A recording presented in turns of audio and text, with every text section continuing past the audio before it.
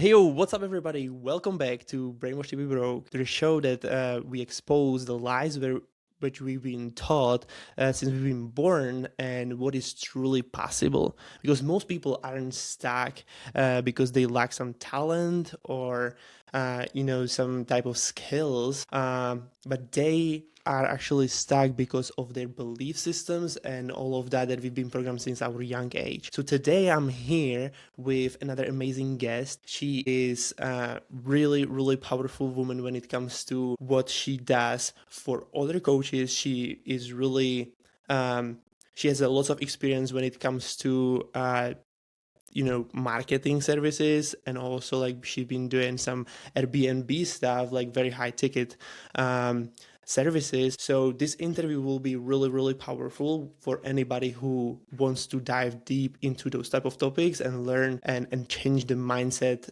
that comes with it. So without further ado, I would love to introduce you, Andrea Befus. And the first question that I want to ask you and open up this conversation is for those who don't know you, can you please share us where are you coming from, what you are the most known for, and who is actually Andrea Befus? Thank you so much, Adam. And first off, thank you for having me. I'm super excited.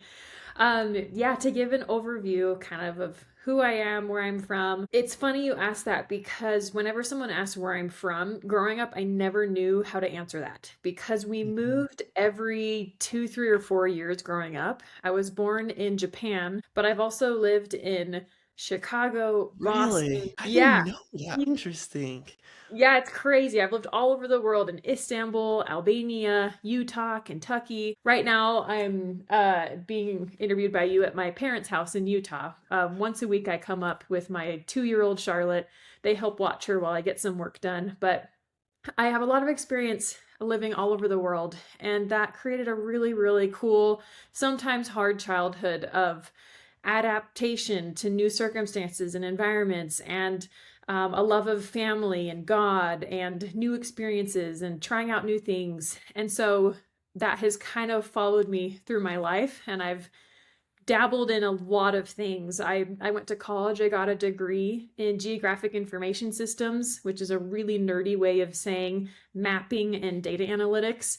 Yeah, And yeah. so I had a desk job for a few years, creating some really cool maps for my local government. And then I realized entrepreneurship sounds way more interesting than sitting at a Mhm. desk for a 9 to 5. And I also wanted to be a mom. And so I didn't know how those were going to work out. And so long story short, after a few years, I quit my 9 to 5 to go into entrepreneurship. And I've done things like uh, coaching, like mental health coaching for women. I've done um, meal prep and cooking classes for corporate events and moms. I've traveled across the country to help organize kitchens because I'm really passionate about food and memories and family and taking off the burden for that.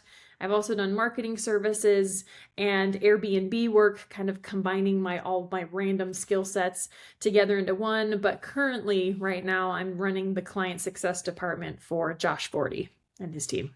Which is powerful. Yeah, totally. And since we met basically first time, you actually like, you've been first of the person that I saw that actually like when we joined just program, right? And um that I saw what is actually possible, even though like, I don't I don't know what about you and what your thoughts are, but most of the time, and when I'm talking, for example, to people, and when it comes to like women's and men's and so on, and I know your husband is very successful when it comes to like being in entrepreneurship and so on. But how you feel about those sayings that take care of the family is the men's side of thing, like that they should take care of the family, not actually women. What is your thoughts on that? I'm really interested in hearing that from you, actually. That's a really good question. And I think my thoughts on that have changed over time because I Mm, grew up in a home where my mom stayed home, took care of the mhm. kids, and my dad, he would travel a lot for work. He would be gone 1 to 2 weeks every month as a kid. But when he was home and very present. And so I have a lot of fond memories of um, being with my mom and my dad at home and my dad traveling. But I also remember my mom working when my sister and I, when we went to school, she got a job. But from her perspective, it wasn't because they needed the money. It was more of just personal development. She wanted something to do and somewhere to go and have fun and develop personal Hmm. skills. And so when I was in that position of graduating college, my husband and I, we were married. I got married at 21, I think, 22. And so my husband was working full time and school full time. I was graduated. And so I was working full time. And I remember sitting in my desk one day and thinking, okay, I'm good at this. Like, Hmm. I am excelling, I'm progressing, I'm not to toot my own horn, but I was like winning awards and I was speaking at conferences. And it's partly because I was a woman in technology Yep. department. And so I was working with a lot of amazing men, but they were all older than me and less social than me. And so I just stood out a little bit just naturally. And so I Well, remember well, excelling. to be honest, like woman in technology is not also very typical. You know what I Right. mean? Like, right? It's very unique situation, I would say. Like, of course, there are like many type of like many women that are doing probably something similar. They are technically, skilled. But when it comes to, I haven't really met like really technical women like that. She's understanding all the math and like the technology type of thing that she's like completely crazy about it and so on, right? So this is like you are one of the first one that I'm actually talking to. So this is pretty cool, right? Cool. Anyway, yeah.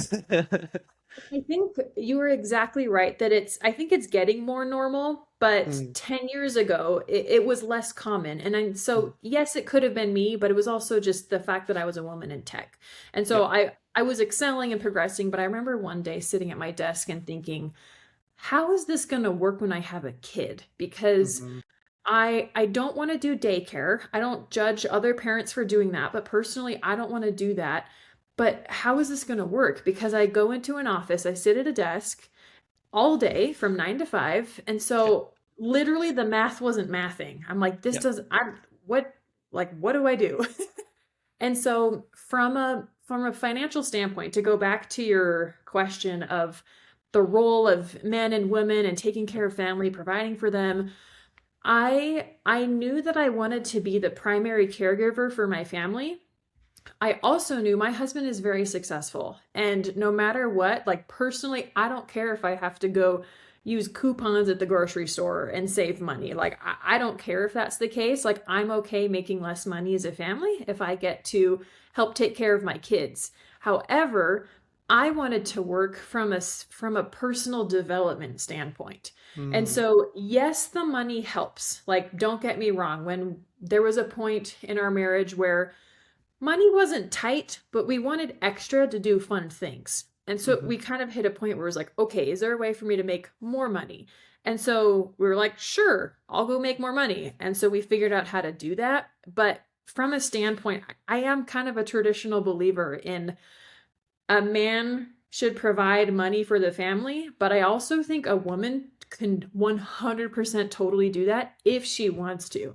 And so Hmm. in our situation, it was more of I want to do this to, yes, make extra money, but to actually challenge myself personally and keep developing skills. Well, that just that mindset is very, very different from other people. Mm, If you have decent amount of money and you live really like blessed life, blissful life, basically with you can actually afford stuff that not everybody can.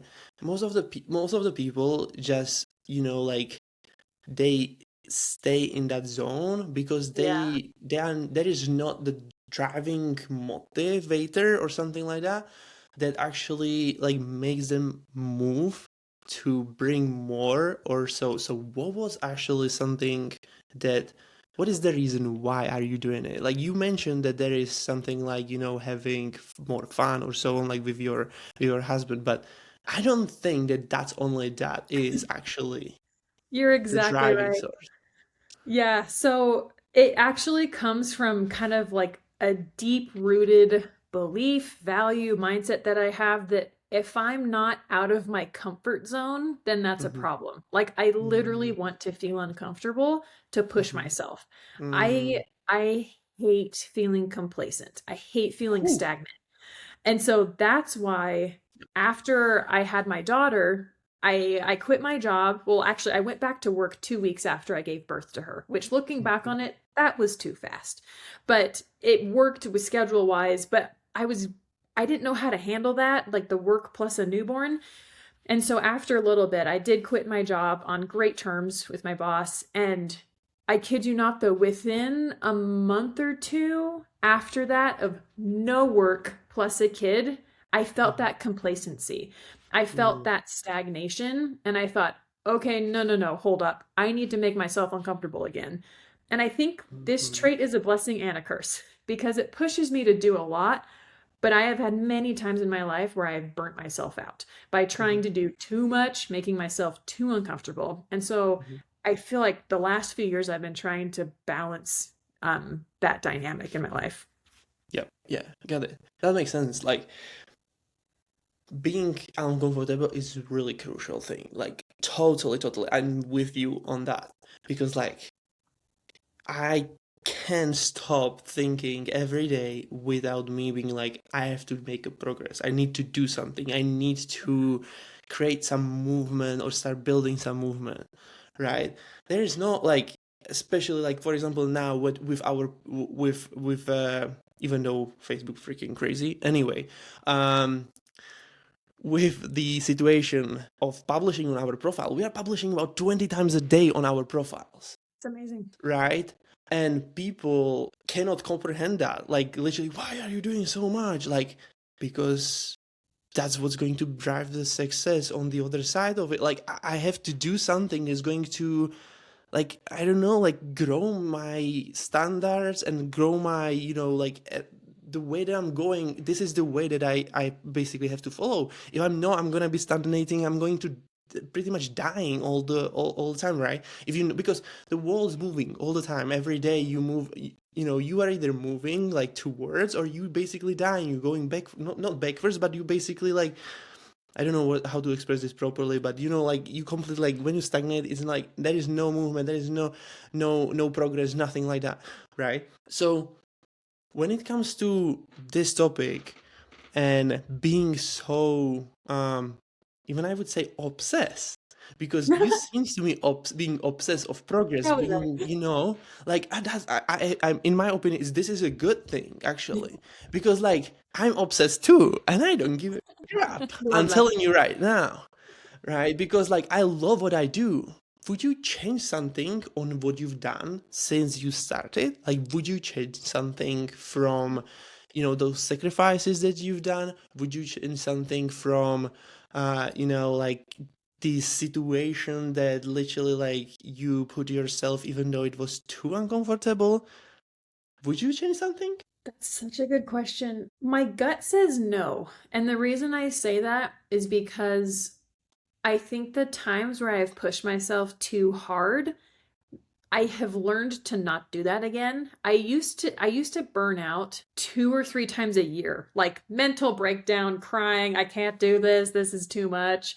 That would happen 2 or 3 times a year. I can't remember the last time that's happened. It's been at least a year. So it's like the frequency that I push myself too hard is decreasing. So it's like Mm, my body and my mind are more aligned now to listen to each other because my brain can go super, super fast.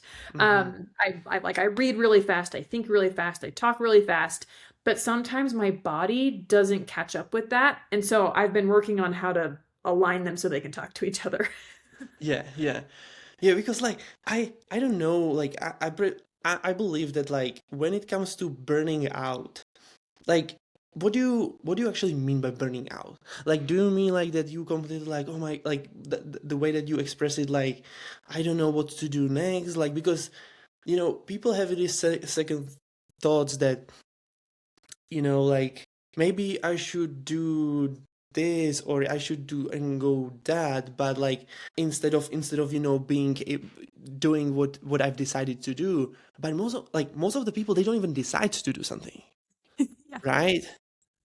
And Yeah. I don't think that like if you burn out, that's actually a good thing because you are moving way faster than anybody else. And yeah, fine. I have so many people and friends that are burning out every 2 weeks and they are crying there. But like if you think about it, there is no other option. Like I'm gonna rather burn out so many times and do so many failures after each other and have the success in the end because you have to succeed only once, not 20 times once, and you're going to get the freaking success that you want, right? But then people are stuck and scared of, oh my gosh, failure is so bad, or failure is, that's the way that I programmed us, right? So, in my opinion, this is actually a good thing. And I don't, like, in my opinion, burning out, it also depends how much of the the what is it called, the tolerance basically you have when that burnout happen, how fast you can get back into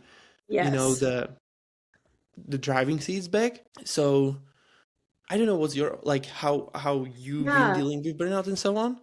Yeah, I liked what you asked about, like kind of what your definition of burnout is. And I think I feel overwhelmed and stressed a Yeah, lot, but I know how to move through that really quickly. Like I can bounce back from that within a few once you do hours. it more and more times, you're just going to freaking go and blow it up Yeah, like and exactly. going, you know what I mean? Yeah, Yeah. and so I think when I say burnout, like to put Mm, more definition to it, I think that's more of like I've had a sustained period of at least 2 weeks or more of intense stress, anxiety, mhm. overwhelm connected to I have said yes to too many things in too many areas of my life. So I've said Okay, I yes see. to Yeah. too much work, Yeah, too much kid responsibility, yeah, too much church responsibilities in my local congregation. And it's like there's way too many moving parts. And I've said yes to way too many things inside of all of them. And yeah. I reach a burnout of like, screw this, I'm done with everything. When I have that thought, I'm like, okay, well, that's not realistic. Like, that's Mhm. not a true thought. Like, I don't actually want to be done with everything. But it's like what you said, it's a helpful moment to have because it forces me to say no to some stuff. Mhm. And saying no to the things that's not going to help me not only get to where I want to be, but who I want to be at the Yeah. same time. Yep, yep, yep. That makes sense. So who you want to be then? Oh, gosh, Adam. That I'm like actively figuring that out right now. Like Okay. I'm in therapy right now. I love therapy and it's like asking myself those questions all the time and like who I want to be is a God-driven woman who makes decisions based off of her own values and her family's values and coming together with my husband to create goals and work together to be who we want to be while being a mother and being pregnant and like so sick. And it's just like, I feel like I'm in the phase of life where I'm a planner. Like I like to plan ahead, but my parents, they said this thing growing up, my mom all the time. She said, have a plan in which to deviate. So like have a Mm, plan, but be okay changing that plan. My yeah. plans used to be 5, 10 years in the future. Right now, they are not. Like with a 2-year old, and it's like, what's the next benchmark in my life? And that's where my plan is due. So as of now, I feel like I have a solid plan to November because, Mm. no, wait, not November, August, because baby That's number two funny. comes in August. And Yeah, so that's it's funny. like Oh my gosh. my my plans now are based on life milestones. Yeah, well, yeah. Don't take any advices from people who don't have a kids. Yep. You know what I'm talking about, right? So yeah. Well, so when it comes to okay, your um so your husband was always in entrepreneurial like journey, like he's been always entrepreneur, like he'd never been in corporate job or like how that Actually, works. no. So when we got married, he talked about how when he was a young kid, Yep. he would like carry this little cart around his neighborhood asking to wash people's cars and just to like Yeah. make extra money. And he would like Powerful. make some money and then upgrade his tools. And he would just like do this. And he would do stuff like this all the time. And he Interesting. worked as a lifeguard when he was really young. He just like Yep. wanted to be out and working and being a productive member of society and having ideas and pursuing them. Whereas I was more of a like this is my plan. I'm going to do the plan. I'm going to do all the Yep. checklists of the to-do list. Like, why take risks? And so Yep. when we first got married, I'm not going to lie, I thought he was kind of crazy because I was like, you want to do what? Like, go pursue this like thing that may not work? I'm like, what are you talking about? Yeah. But over time, I started seeing the benefits of dreaming big. Hmm. And I felt really comfortable doing what was known.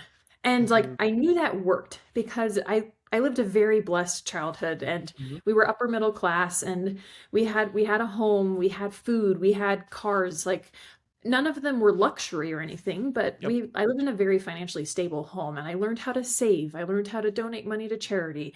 I learned how to spend within your means and don't go into debt. And so like I've had a great foundation. Okay, But oh hold on that. yes. So now, ha- I have a follow-up question when it comes to, your childhood and like Yeah. how your childhood actually looked like. What was the values that you had to like ac acquire to be validated by your parents or your friends or people around you? So like you are checked. Like, yes, this person is actually, in like part of the Like part world of the kind of herd or thing. the crowd. Yeah. Yeah. Yeah. So some things in my family that were important were being there for each other. So we moved so often that my friends always changed, but my So family even stayed your the same. parents been like, traveling, like they've been always on the, like you've been always traveling with your parents. So it's okay. So I see it. So now you are keeping the pattern going because you love traveling. That's We probably do. was one of the reasons, right? And then, yeah, I see. Okay, continue. Yeah. So yes, travel was one of them of like being like wanting to experience new things Hmm. because like I went to elementary school in the US and then I went to middle school in Istanbul. That was a huge shift. Wow. And then I spent 2.5 years. So from 12 to 15, I was living in Istanbul, Turkey, going to an international school. And so something that like one of the values that was really important in my family was it's okay to be uncomfortable to do hard things because look at the amazing things that can happen when you do hard things. So that Hmm. was a value that was really instilled in me. And then friends wise, academics like excelling in school, getting good grades, was a really big one. And I'm like a total nerd. So like I would literally look forward to homework. Like when the teacher was passing out algebra homework, I'd be like, sweet, now I get to go home and like fill out this worksheet, which sounds insane. But I love like having a task, doing that task, and then getting a good grade on that task. And so that is a Interesting. blessing and a curse in other areas of my life. But it was really cool though, having parents that pushed us to be like, hey, what do you want to do in your life? Uh-huh. Okay, if that's what you want to do, let's do research together on how to make that happen. And then, okay, Mhm. let's have you do that thing and we'll help you get there. And so things like getting good grades or getting into the college. The college I wanted to go to was really, really hard to get into Mhm. because you had to like check a lot of boxes in different categories of sports, academics, extracurricular stuff, and not only do all those things, but be really good at all those things. Mhm. And so I was, from a young age, I was taught to like, like dream big, but then like do those things to make that happen. Mhm. Mhm. That's I love to see this because compared to our country where I'm coming from, Mm. completely opposite. Like Oh, wow. Europe is very, very different compared to US or even Mm. UK. I don't know, like you traveled a lot. I don't know, have you seen the differences in the mentality, how people think in Europe and US? Yeah, I spent the most time in Europe when I was in Istanbul, and it's the one city in the world that's in half Asia and half Europe, but we were on Mhm. the Europe side. It was Have you been interesting though because anywhere else in Europe, like, in different countries than like yes, like so okay. I have traveled, I've been really blessed and traveled to over 30 countries in the world, and so I've seen a lot. I haven't been immersed in every culture, but I saw it the most in Albania, because I lived for a year and a half in Albania when I was Mhm. 19, and I got fluent in the language. We were in people's homes, and so I saw very different mindsets there. Yeah. Yeah. So I don't know. Have you visited, for example, like the Middle Europe countries, like for example, like like I don't know, Poland, Czech Republic, Austria, Slovakia, like those type of countries? Have you been able to Almost all visit? of them, yes, Okay. but from a So vacation standpoint. okay. Yeah. So when it comes to the ways that we are like basically trained, I would say Yeah. even like programmed, is it's very different compared to US because like small-minded people really a Mm, lot like they keeps us on that like in that boxes basically so they can manipulate and keep us mm, scared and uninformed and like just follow the crowd and you will be fine yeah. and like don't dream big, don't share about money, don't talk about money and this type of things like this. It's insane. The only reason why I changed the trajectory of my life was because I moved to England. Wow. That's amazing. Because that moment I've been forced to do different things than I've Mm, been taught in my country because I moved there by myself with nobody. wow. I couldn't speak English. Couldn't speak English at the time. It's 7 years ago, and I literally started my life from ground zero right there, right? And it was a super difficult time, but I'm super blessed where that get me because I wouldn't be able to speak with you here, having Mhm. amazing conversation with other amazing entrepreneurs around the world and do what I do. The only thing that I can take from what I've learned in my country is like the work ethic because we are working super hard Mm, and also kindness and all of that because like that's how my parents are still but their kindness brings them to the mindset or like the circumstances they are living in with struggling with money and all of that because they rather to do it for free than do anything like ask money for or they even like anyway there is like completely different rabbit hole we could go to because yeah um so I don't know if you knew about like Europe and so on like how big of a difference it is but your childhood when when you've been growing up I would wish to have this type of parents that actually going to like literally let me and teach me this type of things because this is completely like yeah anyway how was actually your school and so on like look like with your have you been the person that was like everybody else around like trying to fit into the crowd or have you been always like because most of the entrepreneurs are usually the different one like completely like like crazy ones kind of thing right so so fun. how was your yeah So everybody knew who I was because I was so freaking tall. I am really tall. that's funny I couldn't blend in if I tried, like, to be okay honest. And how tall so, are you how tall are you 6 feet tall. I don't know what that okay is in meters, I don't know but you know, I don't know how yeah I don't really because we are having centimeters and or meters yeah, so I can't. I remember learning it yeah. in meters when we went to Istanbul because people would say, "Oh my gosh, you're so tall," and I'm like, "Thanks." Um, Are you taller than Josh? no, but I think we're very similar. Like, Okay, so I you gotta we have the same yes, height of yeah. me. Yeah, same height. People who have only seen me online, they see me in person and they say, "What? You are so tall." And so from like a social standpoint, people knew who I was just because I was tall. I felt very awkward in my teenage years. I joke that my teenage years were from like literally age like 11 to 22. Like really long awkward Mhm, years of just mhm. where I didn't necessarily feel comfortable in my own skin. I had a super different background than everyone else around Yeah. me, but I was still confident in who I was. I Mhm. knew I had worth. I knew I had big goals, big dreams, and all of Okay. that. I was Where did kind of that come from? what's that? Where did that come from? Which part? The belief that you had, Mm, that you are worth, that you know that that you are capable of. Where yep, did that that come from? that Mhm. comes from a background of going to church. every Sunday. And Interesting. so I would learn that at church and at home that God loved me. I'm a daughter of God, and that no matter what I did, God would still love me. And there was a way to always find a way to go back to him, but like no matter what happened, I have worth and I have value. And I'm Have you, so have you grateful. were you raised in a church? Like literally, Yes. like you are a Christian? Yeah. Yep. Okay. So I'm a Christian and I go to the Church of Jesus Christ of Latter-day Saints, or Mormon, some people call it. So okay, that makes sense now. Yep. Because when it comes to, anyways, like that can be another topic we can talk about. But okay.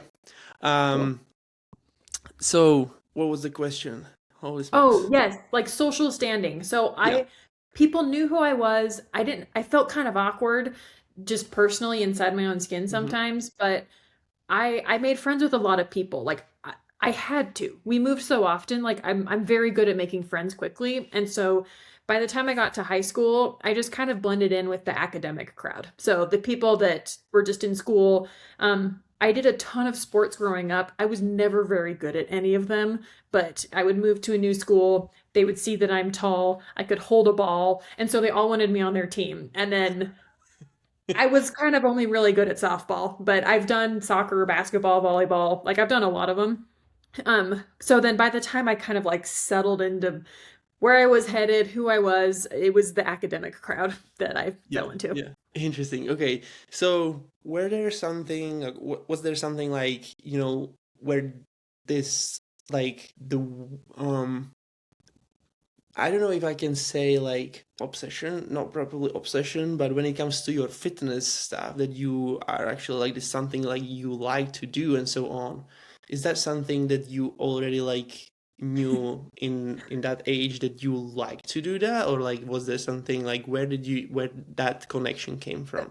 Okay, this is an insane story. Uh-huh. So growing up, I liked sports just because it was something fun to do and make new friends after school when I was younger. Have But you when been I was in always really good like in making friends? Like how when it comes to, did you know how to talk to other people, or have you been Yeah. like, yeah, Yeah, okay. my parents were very good at teaching us how to do that. Okay. And in the church that we went to growing up, you're put in situations to talk to a lot of people. So, Yeah. like, by the time you're 12, you could go speak in front of church in front of 400 people. So it was like we were just used to being social and stuff. Yeah. Yeah. And so, from fitness standpoint, though, I joked all growing up that I hated running. It was why Mhm. soccer was the worst. It's because it was way too much running, and it's why I liked softball the most because there was almost no running. And so, growing up, I hated running. However, when I was in high school, I wanted a new phone. I had this super old Nokia brick phone. It literally fell off I a remember too. Yeah. stairwell off Yeah. of 3 stories onto concrete, not a scratch. Like, and I was like, okay, I hear about these things called a smartphone. I would like one. And so I remember going to my parents one day and I said, hey, can I have a new phone, please? And they said, sure, but we're not going to hand it to you, just like they Mhm. always say. So they're like, okay, let us think about it. We'll come back to you with a solution. And I was like, okay. The next day or 2 days later, they say, okay, you and your sister, you can both get a new phone, but to earn that new phone, as a family, we're going to do 8 obstacle 5K races, and you have to choose your grand finale event. And then after we do all that, then you can have a phone. I was like, what? So That's funny. over That's the course of awesome. a few months, we did a zombie run, a mud run, a color run. Like we did all of these different runs. I had to train for it. They were all 5Ks. And then the grand finale, my sister chose a half marathon. And I was like, absolutely not. I'm not doing that because that's more running. And so I chose a go ruck, which was like a team building situation where it was all day. You wore bricks in your backpack and you had Mhm. to work with a team. I was like the only girl there. I was 16. Everyone else was super old, but it was my dad and we like carried a telephone pole through the streets. We did push-ups in ice water. We army crawled up a hill. And then I remember I got a hoodie I really liked at the end because I'm 16. And at the end, they're like, okay, cool. Now you can have a phone. And I was like, sweet. And then I was like, I'm literally never doing that ever again. And then I did it again, but it was probably, I think it was about 5 years later. I'm married and I'm sitting in our apartment in downtown Salt Lake City. And we have access to this really cool gym in our apartment, but I'm not going. I'm like not motivated to do it. And I'm like, okay, I need an event. Like I need to put something on the calendar to train for. And I'd heard of something called a Spartan race. And so I signed up for a Spartan race. So I would go to the gym. And so I could, like, the deeper core thing was that so I could get my body ready to be pregnant because I didn't Yep. feel like I was like physically Mhm. fit for that. Mhm. And then a hilarious thing happened where I did my first Spartan race and they give you a medal, but then they give you 1/3 of another medal. And they're like, hey, if you do 3 Spartan races in a year, you get to finish this medal. And I'm like, well, I'm not going to not do that. And so over the course of the year, I did That's 3 clever. Spartan Yeah. races, Yeah. one in Texas, one in Utah, and then one in France. So, yep. That's insane, actually. Yeah. Yeah. And now I'm training for a high rocks competition in Spain in 2 months that I really need to get back to training for. Yeah. But I've been pregnant and so sick. So I'm hoping I can get back to training for that. Yeah. When are you expecting, actually? So the baby comes in August, and so I'm out of first trimester, and so I'm hoping the sickness will go away soon because Yeah. I really need to get back to training. That's a great goal. Like, oh my gosh, finally get up.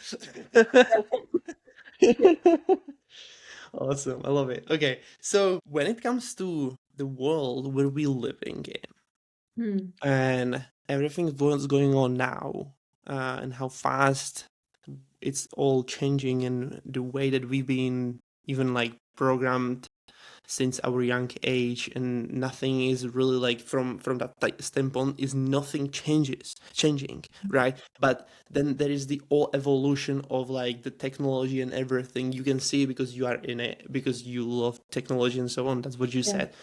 So how do you preparing yourself to like lead your kids towards like what is going to be happening, like what is your vision, how like how going to lead your kids towards what do you like planning to let them like open doors and having them to decide whatever they want, and you're gonna just support them and show them the all different directions they can go, or like because probably you and I can really like um agree on this, that like our path was pretty much like determined since our young age, right? Just this is the Mhm. way because this is how it is. But for me, it's gonna be completely different. I'm gonna teach my kids completely different. I don't know about you, so I'm just asking Yeah. for that. Yeah. Well, man, that's a big one. And oh, I feel like my husband and I we're just starting to have to parent right now. Like when the kid is born, they're just like a blob. You just need to make sure they sleep and eat and make sure they're taken care of. But with the 2-year-old, she's starting to pick up a lot. And so we're having conversations a lot about this very thing. And short answer, we have a plan in which to deviate where it's right now we're trying to make sure that we like expose her to things that will help instill values in her to like set her up for success, Mhm. and we're trying to take away things that will prohibit her brain from developing like in this Mhm. 2-year-old phase. So speaking to technology, I've read too many studies saying that screens for young kids are very detrimental for kids' brains. And we have an extremely high energy child. Like, I joke that, like, she's a tornado, like, just all over the place all the time. And it's amazing and beautiful. But I know that screen time for young kids can create situations for ADD or like dopamine like spikes and drops, and my kid is already all over the place and she might already have some attention situation thing going on. And so, and I don't need more tantrums. Like, why would I sign up for more tantrums? And so, right now, we are in a limiting screen time phase. Like, we only do about 30 minutes a week total. And it's when we're all together, we're all eating together, and we like set a timer and we watch a movie for 30 minutes and then we turn it off. Mhm. And so right now that's what it looks like. But in the future, I'm envisioning something, my husband and I have talked about this, about like they can do whatever they want, Hmm. but like what's the most efficient way to get there? Because like you said, the world is changing. If they want to be a doctor, awesome. Go to med school, figure that out. But if you want to go be an entrepreneur, I don't recommend like college being the first thing on the list to do. There are so many more cost effective and faster ways to succeed in entrepreneurship than this standard 4-year degree. Hearing from college classes that are out of date, and like because trends are changing too fast, AI is happening too fast. So like why would you spend a ton of money to go to a 4-year college if the particular thing you want to do doesn't need that? If Charlotte wants to go be a hairdresser, cool, let's put you in hairdresser school, not a 4-year college. Like what skill do you want, and like what's the fastest way you can get that skill, and then just like start doing the thing. Don't just like learn about the thing for forever, just go do it. Okay. So are you planning still to, lead them by the path of like going to school? You think like, or are you planning to um homeschool them more or like Oh, homeschool for sure. Yeah, so we're probably not going to do public school yeah. just because there's too much wasted time. It's like, why would you go to school for 6 to 8 hours a day and just like sit there and have everybody be on their phones, and a teacher who's doing their best, who's amazing, but like there's like 20 other kids in there and everybody's at different skill levels. So we're probably going to do something that's not public school. I have no idea what that is, to be honest, but it's the mainstream public school route, I think, is not for us. Have you studying something about like, how kids behave and so on, like understanding how human operates and so on, like to actually be able to like know how to communicate with them? Because like there are different type of families, people are jumping into parentship so fast, and then there is like they don't have any idea how actually human operates and like how kids operates and so on. Like for me it's like it's completely from the other side. I want to first take care of the circumstances that I can actually bring the kid into a safe environment, right? So that's for me like the big goal. I don't want to bring kids like straight up to the world where it's like chaos. I'm figuring out things that like how to bring enough money and do stuff that actually going to um secure the family on the way, and all of that, right? So but for example my like people from my class, like classmates and so on, they already for example having one or two kids and so on. I don't know how old are you, but like I'm 29, and like Yeah, literally I'm 30. those. You 30, okay. So Hmm. basically, I have a classmates that have been already like having two, three kids, and they didn't even figure out what the world actually wants from them, like what is it all about. They have no clue about financial literacy and anything, like how to actually figure out the way how they can raise enough money to actually like once you have a kid, that's not like, oh, maybe I can just like put it somewhere on a shelf and like maybe it's gonna like, that's not how it is, right? It's literally a human. So you have to take care of the human, and like you know have more like the money to able to actually afford to pay all of those things, like support the kid in every way possible and so on. So um from from your perspective, so when it comes to the schooling system and everything, like how it is all set it up, and like how people are basically completely brainwashed since the young age, what would you do differently when it comes to like teaching your kids? What is going to be the different differentiator from what you've learned and like what you can see now being in entrepreneurship and so on? Yeah, I think my parents were a really good example of prioritizing skills and values being learned in the home and not the school. I see right now too many parents just like putting their kids in school and just relying on the teachers to teach their kids the values that they want. Like they'll get mad at the school for teaching something that they don't want the kid to teach. And it's like, Mm-hmm. sure, yeah, you can be mad or just like find a different solution. Like people Mm-hmm. think like, oh, public school or I have to teach them all day. Yeah. No. Anytime you think that there's only option A or B, Mm-hmm. There are infinite options. Like there are just go get creative. And I know that may sound like it's coming from a naive place, but like truly, I think we are brainwashed to stop creativity and problem Mm-hmm. solving. And 100%. so growing up in my home, my parents like to teach financial literacy. I remember like 4 or 5 years old, I had 3 jars. One was for spending money, one was for saving money, and one was for donating money to charity. And so we would get our weekly allowance, and then I would put like my quarters in the little jars, and we had percentages and stuff. And it was like my parents, they taught that in the home. They didn't rely on somebody else to go do that. And so I think I want to take that principle of teaching in the home, and like that's number one. Yeah. And anything else is, I don't know, and I could be totally wrong on this because I haven't done it yet, but like everything else is supplementary. But like if you are offloading teaching your child something to someone else and then go getting to get mad at that other Mm-hmm. person or system for teaching them wrong, then it's like, well, you just created the problem. Just like do something else. I don't know. And again, I could be wrong, but I'm like, stop creating a problem in your home that like you can go get creative to fix. And it doesn't have to be expensive. That's the thing. Like I love what you talked about wanting to kind of like make sure the system is set up for your kid to succeed. I also think that that will probably never happen. Like it's never going to be perfect. And so it's like where's the balance of, like my husband and I, we were married at 21.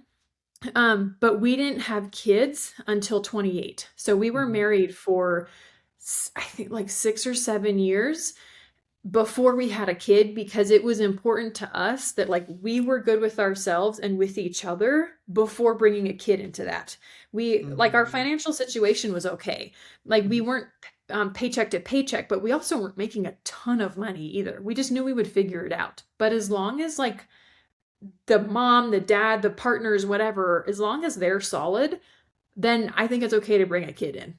But Mm-hmm. like you have to be solid as a family because the principles you teach your kid, like I believe, start in the home, personally. Mm-hmm. Yeah.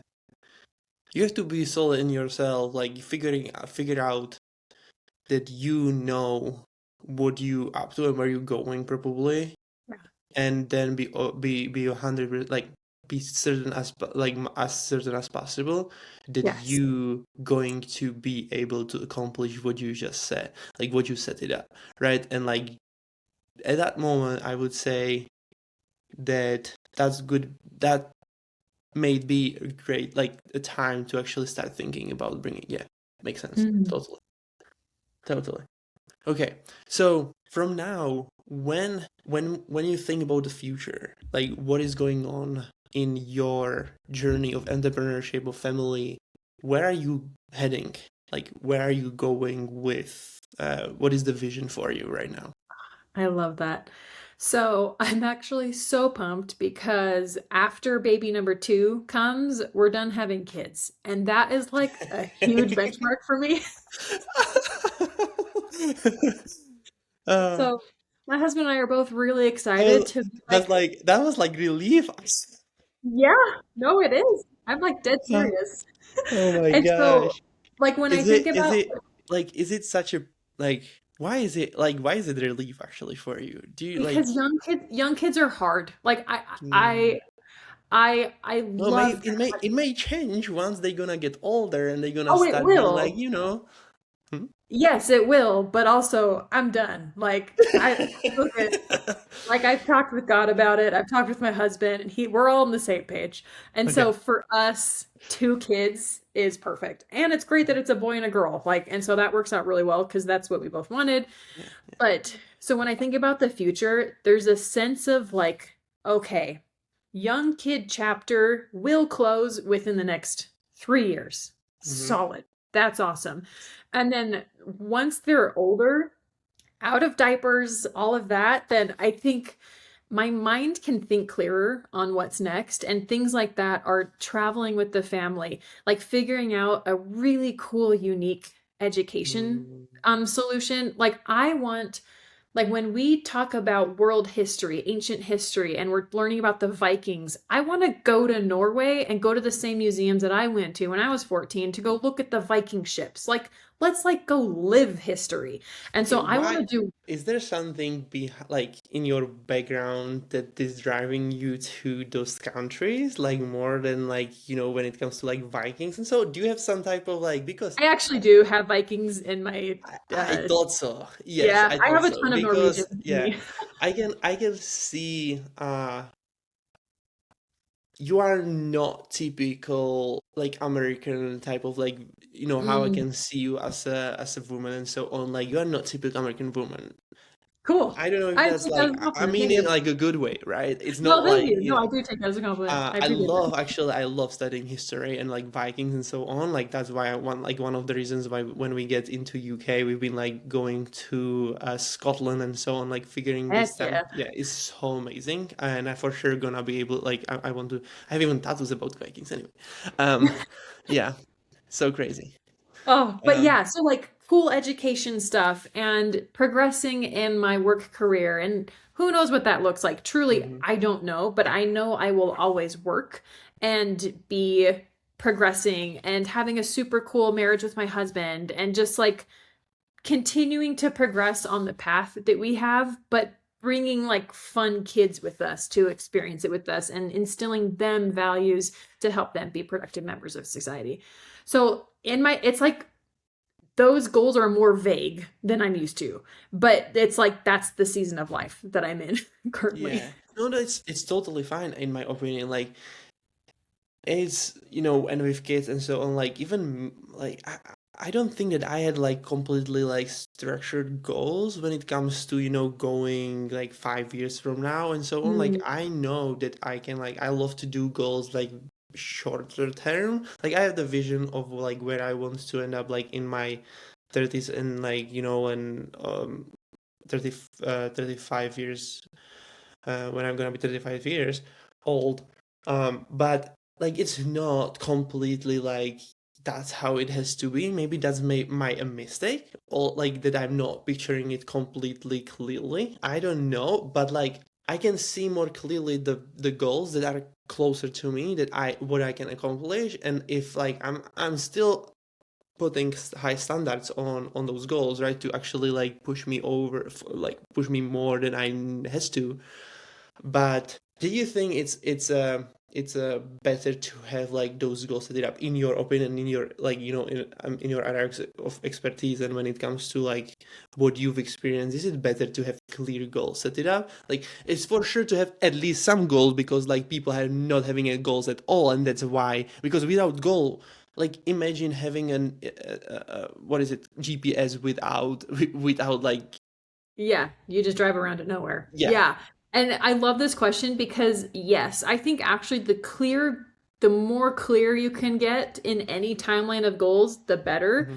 I heard it explained to me once of like have a 5 year vision. So, like a picture of what you want, 3 year goals, and like 1 to 3 year goals, but then like 90-day targets. Like think Hmm. in 90-day chunks. Like those have to be clear. But like the farther away, the more like picture it can get, if that makes Yeah, sense. yeah, yeah, yeah. Yeah, that's my So, thoughts on it. so when it, so okay, so when it comes to like the future that you are just like, imagining and like trying to go that way, basically setting up goals probably or so on, like why you what is one of the things like what is the reason why you want to stop with 2 kids?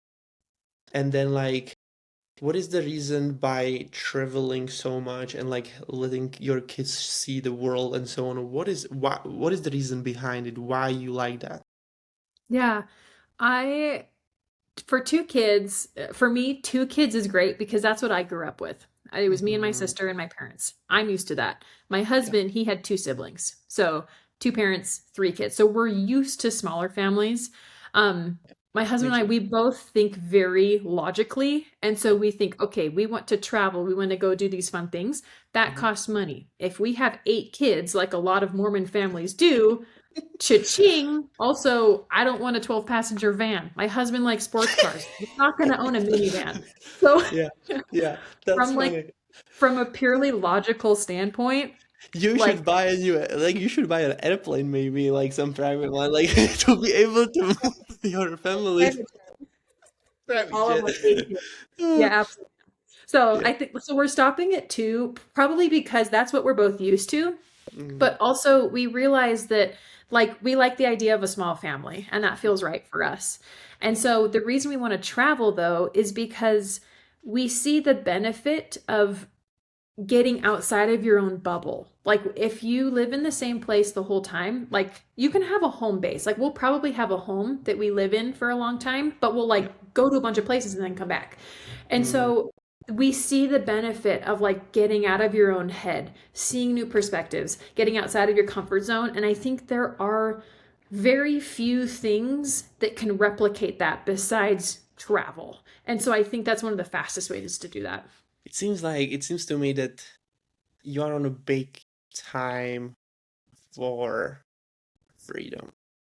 Like, Yeah, my husband and I, we joke that we can make decisions very fast. Sometimes mhm, probably too fast, but once mhm, we get all the data, it's like, okay, cool, let's do this. And then we literally just go do it. Like mhm. we're not like wait around, let's talk about it for a while. We're like, no, let's just like go do it. And so probably part of the reason we want less kids is because we're just like, okay, cool, on to the next thing. No, I meant by the traveling, like, because that's probably like who you actually are, and maybe even like Mm. if you had, like, when it comes to Vikings, they've been always traveling and No, observing that's things. true. It could be like Yeah, literally in my DNA. Yeah. yeah, yeah. So either way, um, I'm not 100% sure like how much of the percentage you have the Vikings inside of you, but I will know in like a week. I took one of those okay. DNA Yeah, tests, so I I'll would take love to hear that, and I want to I would love to know your source, because like I don't know why I'm that driven like very similar way. Also, maybe I'm gonna do yeah. something similar too, because like I'm great anyway. So yeah, so when it comes to, the traveling and so on, it seems like that you love traveling just because like it's a freedom type of thing, and like, the life is the only one, and like loving, like seeing everything, and I hate to be on one place. It's like being like, I don't hate, like I love to have like a base where I can always come Mm. back to, but I love new things. Think like seeing different perspective, and observing new, experiences and so on. Like do new things, because like that's what, I don't know. Have you probably heard the quote from Jim Rohn or somebody who said that you know you can live up to 100 or whatever, or like, but how you're going to live is actually determined, like the way of how you're going to live, it will like determine how your, like how the life you actually going to like experience and so on.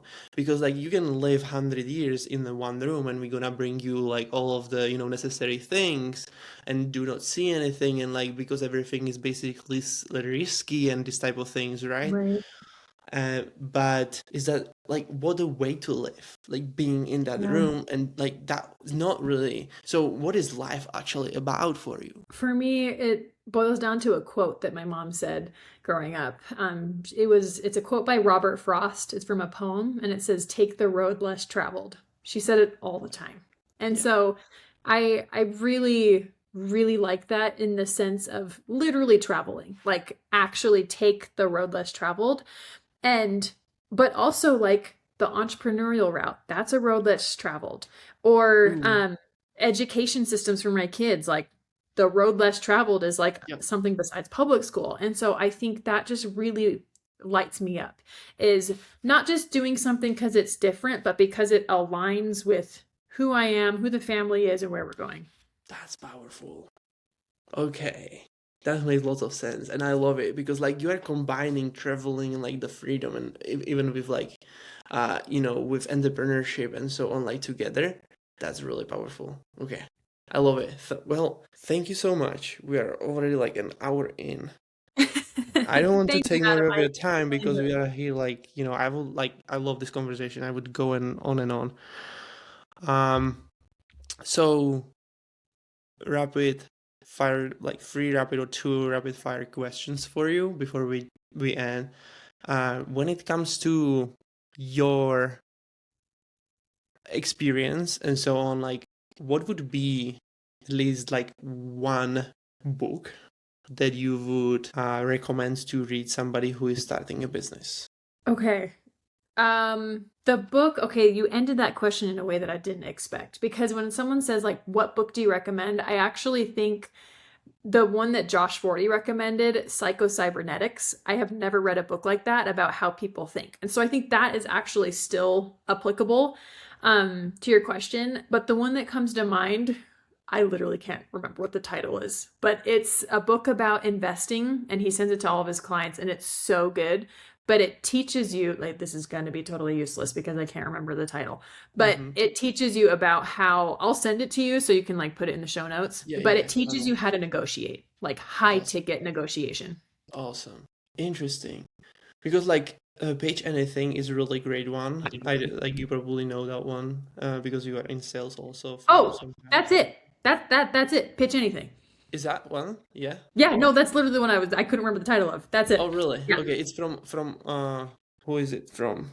Or Oren Clough or something like somebody Yep. like that. Yeah, The guy, I don't someone know. like that. Yeah, Uh-huh. about the pitching basically, and he is like, it's insane. Like that book, No, I'm it's like, so good. Yeah, that's I'm the one I reading the book right now, and I've been like, I'm reading it like third time now or yeah, second it's time. so It's freaking crazy. Okay, second question. Um, what is one thing, or if you could delete one piece of advice from the internet forever, what would you delete? a device. So like a phone or like No, an no, app. no. What advice from the internet, What advice? Okay. like based on the programming and so on, what they're like, what we are Whoa. taught, what would you completely like delete from the internet because people are so tied to it and like keeps them stuck, uninformed, and so on? I would delete the piece of advice that feelings are truth Oh, because they're not. yeah, yeah, yeah. And okay, I have last question then. And the third one, it would be like, what if this interview would be the last would have you ever done? What would be your message for other people so they can live by it, or like that would help them to leave your legacy behind you, basically? That's so good. I would say know who you are, surround yourself with people that help you co create the life that you want to create, and then go live the life less traveled. I love it. Perfect. Thank you so much. Thank you for being here. Thank you. Is there any way that people can find you on the internet or like contact with you, probably seek for help or so on? Yeah, I'm on social media rarely. I'm actually not on a ton right now, but I do check my messages occasionally. Facebook and Instagram, it's just my first and last name, Andrea Befus, Befus. Awesome. Thank you so much. And for everybody who's listening, we will see you in the next episode. Bye for now.